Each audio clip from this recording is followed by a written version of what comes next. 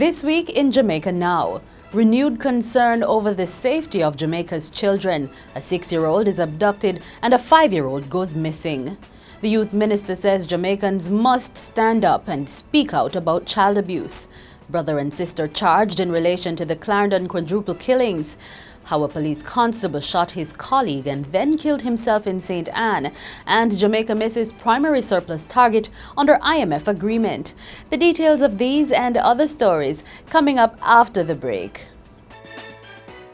I know that I'm not capable of solving all the problems. No individual is. Even collective responsibility will not solve it all. But I think that if we can impact even one life per week, each week, that's one less child for that week who would have had a very negative outcome. And so that really keeps me going. I'm Carlene Brown and this is Jamaica Now. It was another emotional week for Jamaica as concerns heighten about the safety of children. On Tuesday morning, 6-year-old Phaedra Martin was abducted at knife point along Ransford Road in Kingston. The same day, 5-year-old Aisha Stewart disappeared from her Kingston community. Aisha has since returned home and the police are investigating, but there has been no word on the whereabouts of Phaedra Martin. The police say they are doing all they can to secure the safe return as well as the apprehension of those behind the abduction. Phaedra and her father Shimron were walking home from school when they were reportedly held at knife point by assailants. Mr. Martin said he tried to stop the attackers, but he was not able to foil the abduction. The one with the knife stabbed off on me a couple of times. I not managed to wrestle with him with the knife, actually get the knife on him. In that present, he run off with the friend. The car is full of occupants and a bike man was outside there with the car. They elude me the impression that they have a weapon with them, so I couldn't pursue on in their action of saying that I tried to do more than just stress her with a knife. And she was screaming out for her father, which was me, and I could have done nothing because I'm under the impression that they're breaking the friend them have gun and them have. It just looked that way to me because after a while I get the knife on him, them start react like that, you understand? So I don't want to put it to the test then now and then end up just feel. Meanwhile, after being missing for 4 weeks, a girl attending a prominent corporate area high school last week told a chilling tale of being abducted and forced into prostitution. The young girl, who hails from one of St. Andrew's inner city communities, in a changing story, said she somehow ended up in Clarendon. She claimed to have boarded a car with one other girl to make her way back to Kingston, but became sleepy after detecting a funny smell in the car.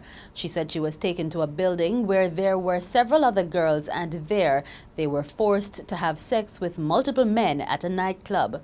The girl said she and another captive eventually escaped while there was an internal squabble by the men operating the illegal sex shop. And on Wednesday, the Youth Minister Hanna took to the Parliament to make her contribution to the sectoral debate, and the care of Jamaica's children was highlighted. The minister chastised Jamaicans for not doing enough to ensure those who commit crimes against children are brought to justice. Burning the house after the fact is not the solution. We have made over several arrests in terms of child trafficking in this country and rescued over 20 young girls. But we cannot make a conviction because the persons are not coming forward with the statements. The time has come, Mr. Speaker, to get connected. Get connected to the truth about really what is happening and hurting our children in this country. The practice of keeping silent and not giving the evidence to convict the perpetrators who abuse them must stop. Ms. Hanna said the government has been putting in place the necessary legislation to protect children. In the meantime, international expert Katia Dantas says Jamaica is leading the region in sustainable mechanisms to deal with the issue of missing children.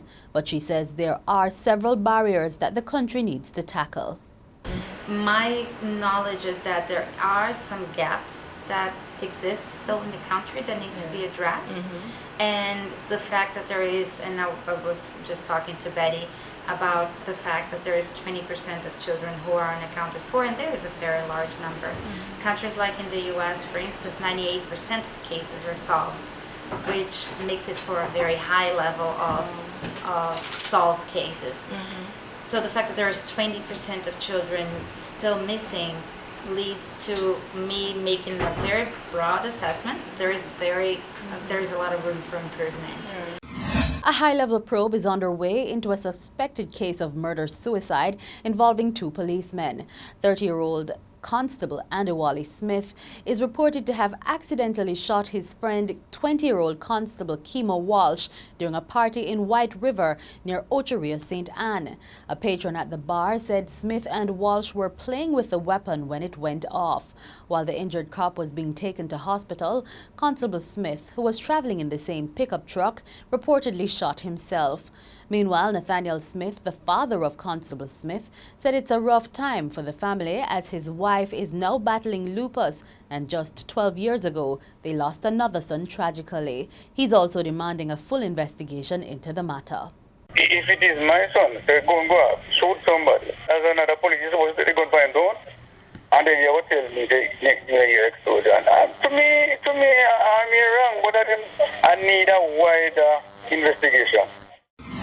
Health Minister Dr. Fenton Ferguson says more research needs to be conducted to ascertain the long-term impact of the fire at the Riverton disposal site in March. Admitting that the fire resulted in public health issues, Dr. Ferguson said the matter requires further examination. The Health Minister made the remarks in Parliament last week as questions were posed about a report published by the National Environment and Planning Agency NEPA on air quality tests conducted during the fire. NEPA noted that the blaze was the most detrimental ever in the landfill's history. According to the report, the cancer-causing chemical benzene and related compounds showed the highest increase in concentration among the 26 volatile organic compounds that were detected. The opposition says it is not surprised that Jamaica missed the primary surplus target for the March quarter under the International Monetary Fund (IMF) program. According to Deputy Finance spokesperson Favour Williams, this was inevitable given the difficulties by the government in meeting its own tax revenue targets and weak economic growth. Richard Biles, co-chair of the Economic Program Oversight Committee, the body which monitors the government's economic program with the IMF, said the country may have to appeal because of the missed target. The IMF set a primary surplus target of $121.3 billion, but Jamaica registered $117.2 billion, a shortfall of $4.1 billion. The primary surplus is the difference between tax revenues and non-debt expenditure. And that's it for this edition of Jamaica Now, your weekly review of the big news stories. Send us your comments at onlinefeedback@gleanerjm.com. You may tune in to Power 106 FM for regular updates. Follow us on Twitter at Jamaica Gleaner and on Facebook at Gleaner Jamaica. I'm Carlene Brown, reminding you to take care of our children this Child's Month and always. A lot of Jamaicans are involved in a variety of ways in supporting the rights of children, but as a country we continue to fail our children, many of our children, terribly. I don't like when people are treated unjustly. I don't like when children are harmed. I don't like when they are unable to achieve their full potential.